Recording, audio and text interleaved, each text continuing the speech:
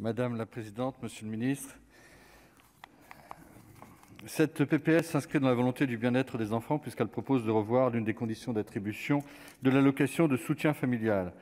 Cette allocation n'est perçue que dans des cas particuliers. Elle respecte plusieurs modalités, dont celle d'être ni marié, ni lié par un PACS, ni même d'être en concubinage. L'allocation de soutien familial a évolué au cours de son histoire, mais nous devons garder en tête que le destinataire reste et doit demeurer l'enfant.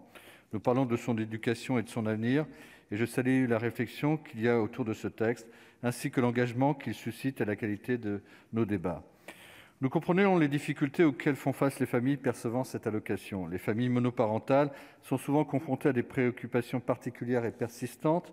Nous entendons aussi les arguments qui ont été donnés, la dépendance économique vis-à-vis du nouveau conjoint, la situation familiale de ce dernier, ou encore sa volonté ou non d'implication dans l'éducation de l'enfant. Nous comprenons donc bien la volonté qui est mise dans ce texte, mais ce qui est proposé ne répond pas à toutes nos interrogations. J'évoquerai seulement 2 points qui ont été soulevés en commission.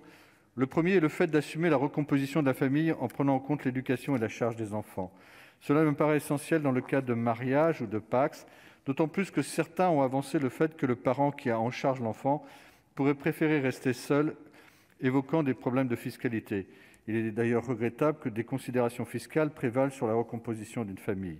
Pour autant, dans le cas du mariage et du PACS, les nouveaux conjoints et les enfants, même lors de la garde partagée, font partie du même foyer fiscal et de fait bénéficient d'un quotient familial pouvant réduire leur niveau d'imposition.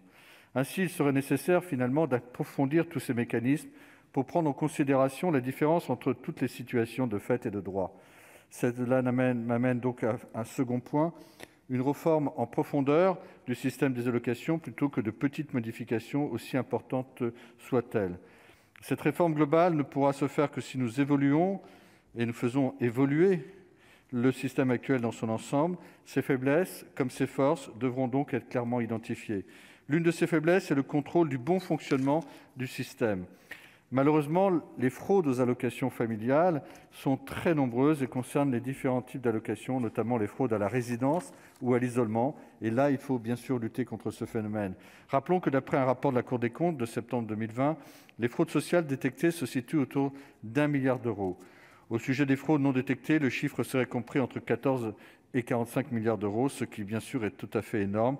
Et avant d'élargir l'accès aux allocations, ne faudrait-il pas au préalable récupérer ce qui est injustement perçu par des fraudeurs, mettre de l'ordre dans le contrôle qui est fait et se lancer dans une réforme profonde du système est bien plus que nécessaire. Cela nous permettra surtout de pouvoir concentrer nos efforts en faveur de nos concitoyens qui en ont le plus besoin, et au premier desquels les familles monoparentales.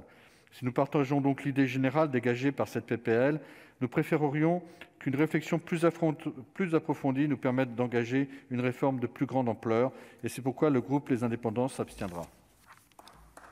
Merci, cher collègue. La parole est